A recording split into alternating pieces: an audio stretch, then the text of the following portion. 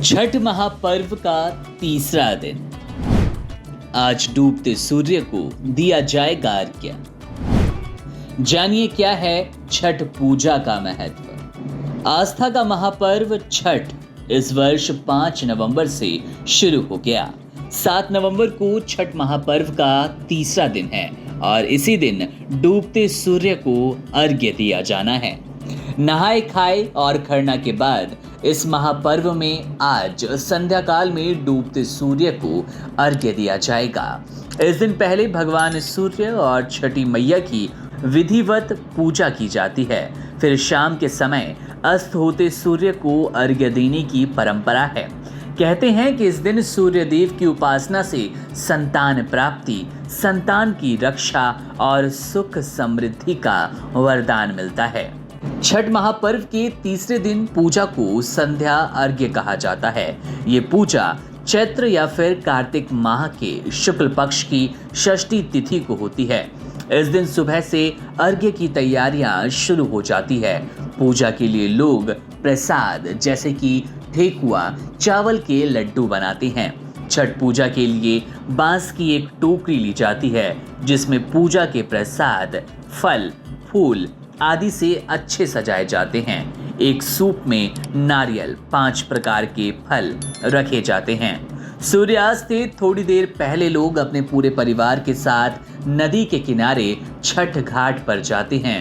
छठ घाट की तरफ जाते हुए रास्ते में महिलाएं गीत गाती है।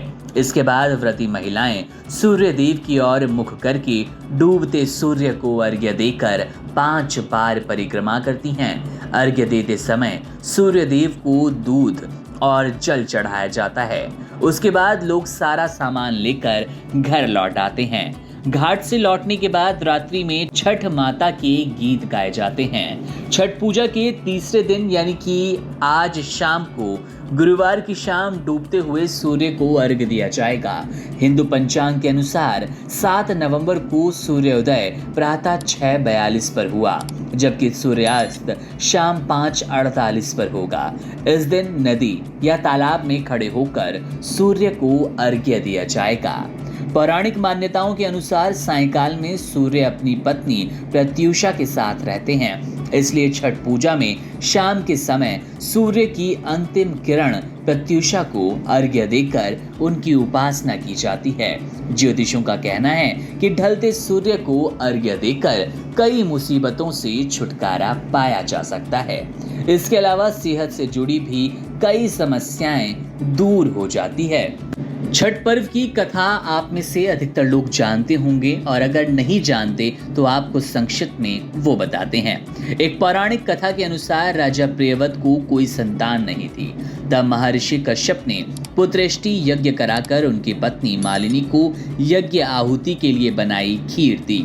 इसके प्रभाव से उन्हें पुत्र पैदा हुआ। हालांकि ये पुत्र मृत पैदा हुआ। प्रियव्रत पुत्र को लेकर शमशान गए और पुत्र वियोग में प्राण त्यागने लगे।